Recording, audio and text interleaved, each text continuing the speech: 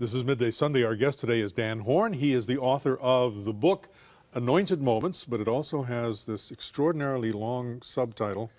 Which, it's not that extraordinary. Well, it is, for a TV reporter, what the heck do I know?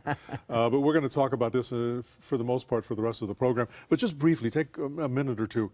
Tell us about St. Genevieve, how you ended up being there. Well, after 9 years of some of the best years of my life, I decided I was ready for a new challenge, and I asked the Archdiocese for a high school, and in particular one that was in trouble. And St. John's had an enrollment that had gone from over 1,000 students down to 300 and falling, and reputation was not good. As a matter of fact, the principal at the elementary school told me when I accepted the position, just so you know what you're up against, Dan, we encourage our 8th graders to go anywhere but St. Genevieve High School. Yeah.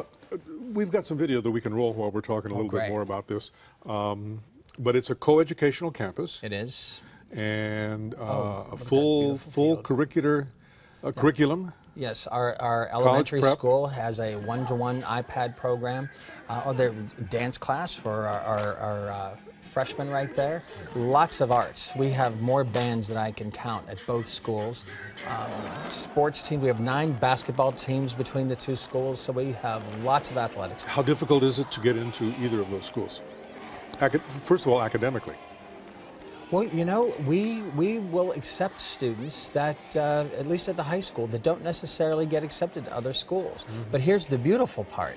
We'll take students who maybe are reading at a 6th or 7th grade reading level, if they really want to be in the school, because that's key. But by the time those students are seniors, 99% of them are going off to college, 70% of them to 4-year colleges. That's amazing. It's amazing. We have one of the best faculties and staffs there is in the country. And how long did it take you to turn this around?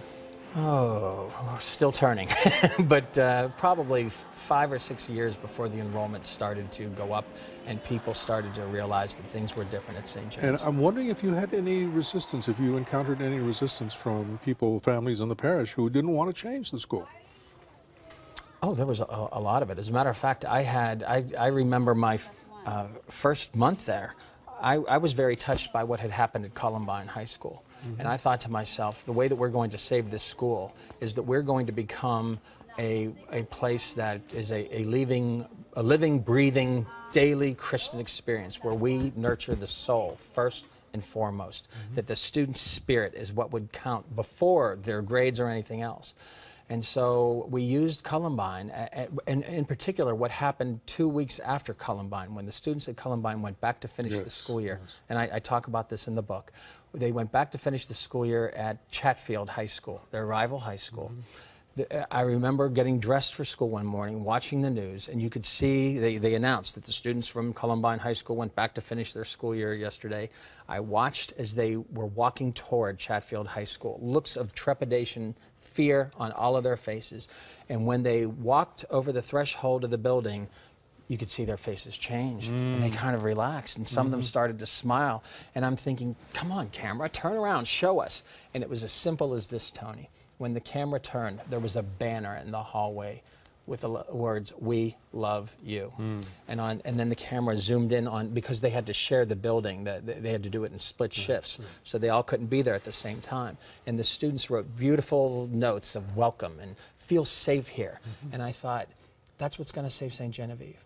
We're going to become the school that does not wait for disaster to strike. We are going to be the school where we are at our best every single day. Is that possible? No. But when I'm having a bad day, your job is to lift me. And when you're having a bad day, my job is to lift you. And that's the kind of, and when you watch the footage of our students, you pretty much see smiles on everybody's faces.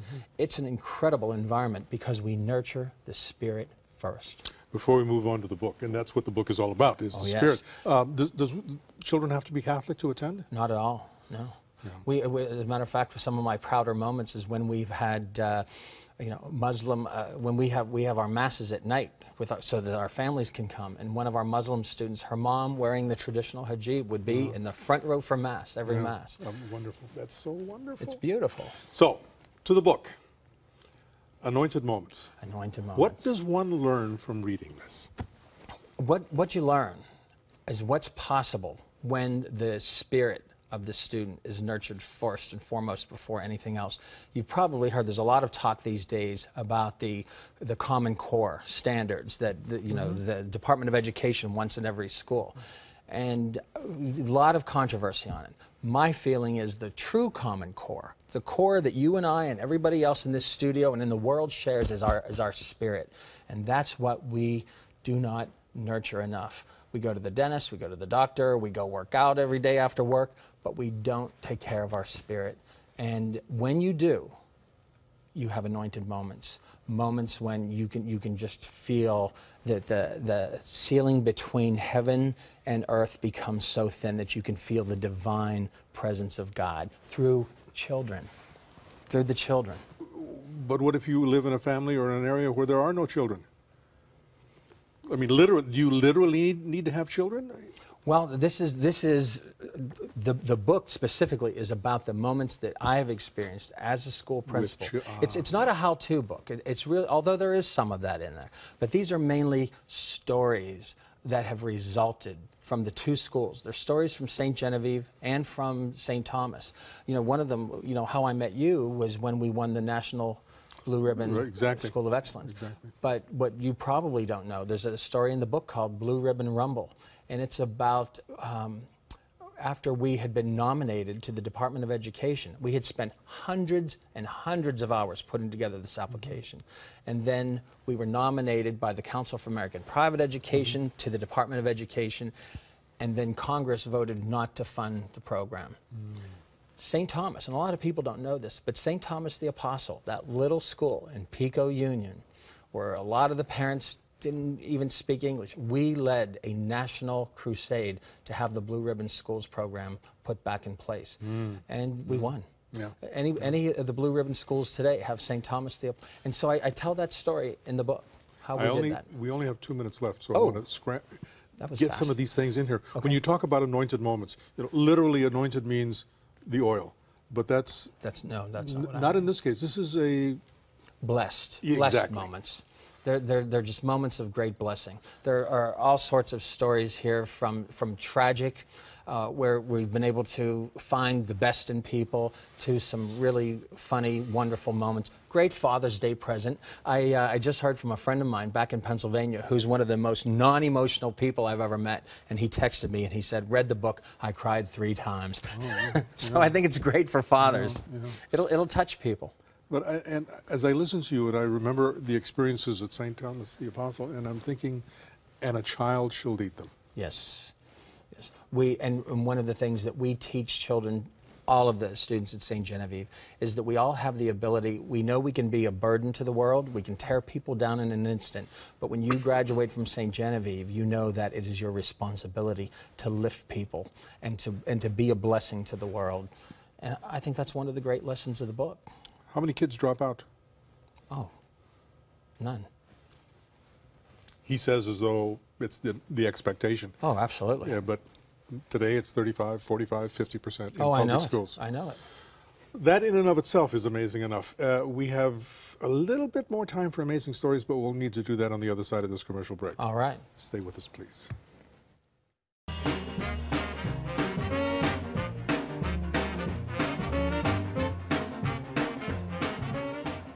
There's the book, or you're going to come up, you're going to see it. There it is, Anointed Moments by Dan Horn, available at fine bookstores everywhere, and it's there at Amazon as well. But you should also want to look at information about the parish schools there at St. Genevieve's. St. Genevieve Parish Schools. Go to this website, www.sgps.org, and that's St. Genevieve's Parish Schools. There's a wealth of information there about both the elementary and the high school. You want to take a look at that. And if you've missed all of this, just go to our website, myfoxla.com. You will find links there. We will be back in a flash. Sunday morning, everybody. It's an interesting program. Well, we always try to do interesting programs here, but this one particularly interesting because we're welcoming back Dan Horn, who we did some stories together in the early 90s here at KTTV. 20 years ago. Yeah, 20 years ago. And you have a new book, and I'm going to hold it up here. Let's see, I'll hold it up there. Thank you. And it's called Anointed Moments. And it's a good book, Tony. Yeah, but tell us the subtitle. Well, I have to read it. Because it's long. It's Everyday Miracles While Transforming 2 Schools, thousands of people, and a dog named Blue. We will get around to a dog named Blue. I hope so. but first, when we first met, you were the principal at St. Thomas the Apostle. That's correct. On Pico Boulevard, in the, I like to call it the Byzantine-Latino district. That's the new, yeah. Back then, that didn't exist. No, it was no. Pico Union. Pico Union is the area. But now you are the principal of St. Genevieve's. St. Genevieve Schools. And we've got some video to roll on that. Great. While you're going to tell us, you're in Panorama City. We are. Oh, there's the high school sign, and we're a National School of Character. Right. So this is a parish there in Panorama City, right on Ross. Now those obviously aren't high school students. Those are our kindergartners. St. Genevieve has an elementary school. We have pre-K all the way through 12th grade. And so those are some of our kindergarten students. You have been there how long? This is my 15th year. 1-5. 1-5. When you first got there, what was the state of the campus at St. Genevieve's? Well, if just looking at the building right now, you see, shining floors and gleaming classrooms. And big smiles. Everywhere you look. And you come in any day of the week and you'll see big smiles and happy people. But back then, the place looked like a dungeon, in my opinion. I would not have wanted anyone that I cared about to go to that particular building because of how it looked, but in particular morale had been devastated. Student morale and teacher morale. Why? Probably leadership or lack thereof. And we had students who wouldn't even wear Letterman jackets. They wouldn't order a Letterman jacket because they didn't want people to know where they were going to school. That sounds dismal. It was dismal. But how we all started to turn that around, and I write about this in the book. I was hired in early April of 1999. I wouldn't begin my job until July 1st, but morale was identified by everybody on the interview team. When it was my turn to ask a question, everybody there, whether there was a student, a teacher, the outgoing pastor, morale was the #1 problem. I had never had to deal with a morale problem at St. Thomas the Apostle. And we should talk a little bit about that. It's what some folks would characterize as an inner city school, and it had its own set of problems. Definitely. Not the least of which was that it was an oasis in a sea of violence. That's it couldn't be more true. So you want to talk a little bit about St. Thomas first? Yeah.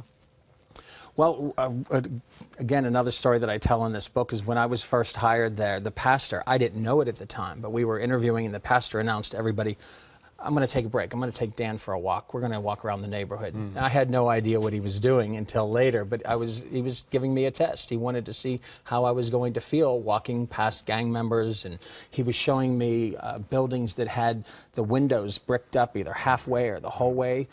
Fedora, which was 1 block away from St. Thomas, and Pico at the time had the distinction, unfortunately, of having the most drive-by shootings of anywhere in the city of Los Angeles. So some people had actually bricked up their front windows. So he was taking me on a walk around the neighborhood. I was 29 and probably looked 21 at the time, and was in an ill-fitting suit and from small-town America. And so I just waved and said hello to everybody. And while all the guys are watching you. Oh, but I was also with Father Dennis O'Neill, who was the pastor at the time, who in the book I refer to him as the Pope of Pico Union, because people, gang members, drug dealers, everybody had respect for Father Dennis O'Neill, and I would come to know him as a real father figure in my own life.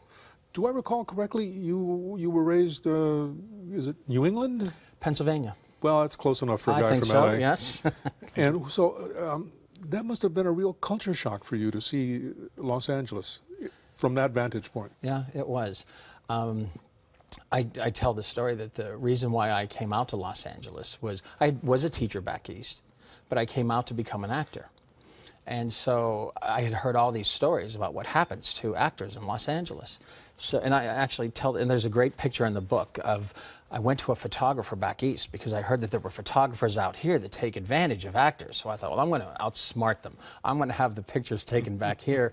And it was actually, I was living in Virginia at the time, was where I was teaching. And I went to this photographer who, when he answered the door, he was holding a can of Bud Light. And don't they all? Oh, he did, and he had the beard dribbling down his chin, and he's wobbling a bit. Didn't even strike me as odd. I just thought, okay, he said he knows how to take headshots. So he looked at me and he said, you know, you're a young Don Johnson type. And he goes to the closet and he pulls out this T-shirt that had the sleeves cut off, and then he gives me a gun to hold. And so I'm standing there and I'm holding this Derringer and, you know, looking oh so serious for the camera.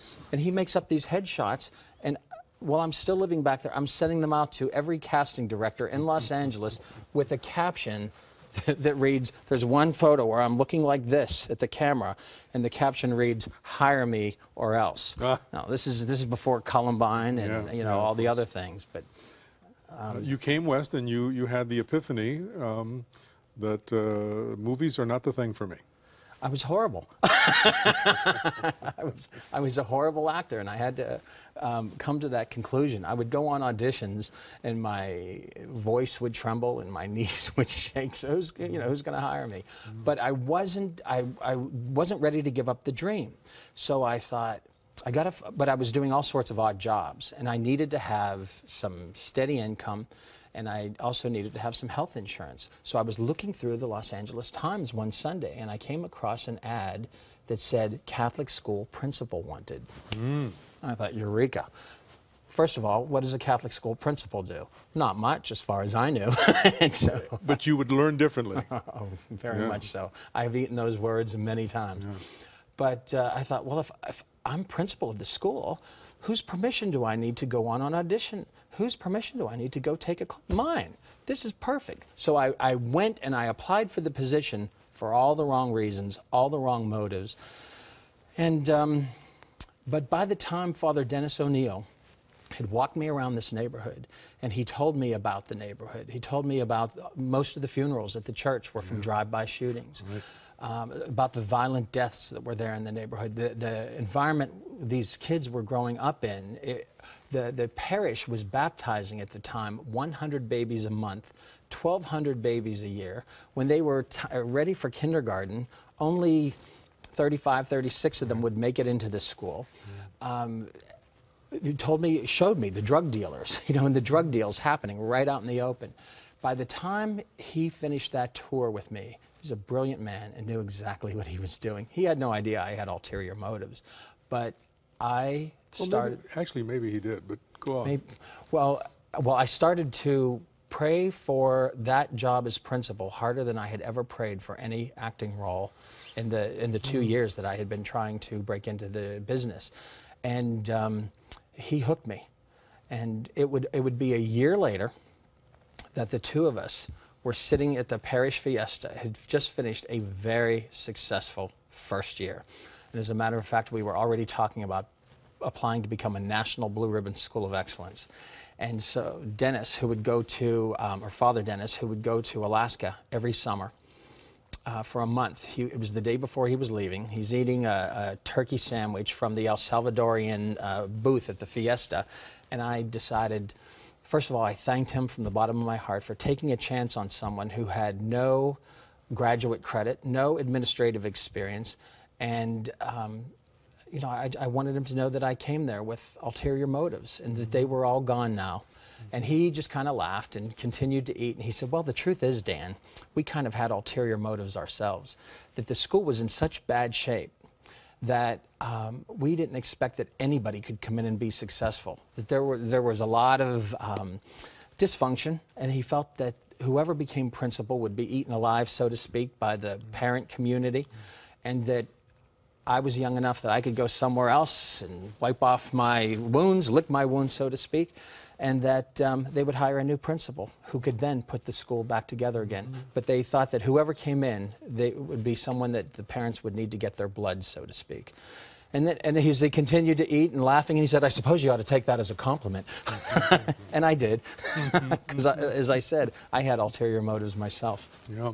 You know? So that must have been a tremendous experience for a young man from Pennsylvania, suddenly to be dropped into this community, which at that point, and this point still today, mostly from people from Central America. And you're kind of, and I don't suppose you spoke Spanish much beyond the Pancho Villa Special #2. Exactly. And unfortunately, I still don't speak much Spanish. You know, this Father Dennis, who I write a lot about in this book, and he assured me that within a year, I would probably, because about, I think it was 90% of the students went home to where there was no English spoken. Right. So everything had to be translated into Spanish. Yeah. We need to take a break. Okay. Why don't we take care of that? And when right. we come back, we will talk a little bit about St. Genevieve, but we want to talk mostly about the book, which is Anointed Moments. Anointed Moments. Anointed Moments. We'll be right back. There's the book we've been talking about, Anointed Moments by Dan Horn. You can find it at Amazon, or you can go to danhorn.com. danhornbooks.com. danhornbooks.com and order it there. St. Genevieve Parish Schools, www.sgps.org. More information about that wonderful collection of schools, myfoxla.com for that. So we promised folks a dog named Blue. Tell us the story of a dog named Blue. Blue, we found at St. Thomas the Apostle under a car one day, and he became the school dog. And he was an amazing minister to the students. How so? Anytime that a student was hurt or crying, the little ones would come in, and all they needed to do was spend a few minutes with Blue. But he was also kind of the guard dog, and he became very attached. He showed up at one teacher's wedding. He jumped out of my car and crashed the wedding, and he crashed a football game one time at St. Genevieve. He was running down the sidelines of a football game. He just had a huge role in ministering to all of us at the two schools. So there's some really great, funny, and sad stories about Blue in the book. And Blue is no longer with us, I would assume. No, but he had a long, very happy life at the two schools. And as you say, he had a special place. Without Blue, you would have probably, almost certainly, still been successful, but there was something about that animal. The spirit in the animal. He provided many anointed moments for me and for students and staff.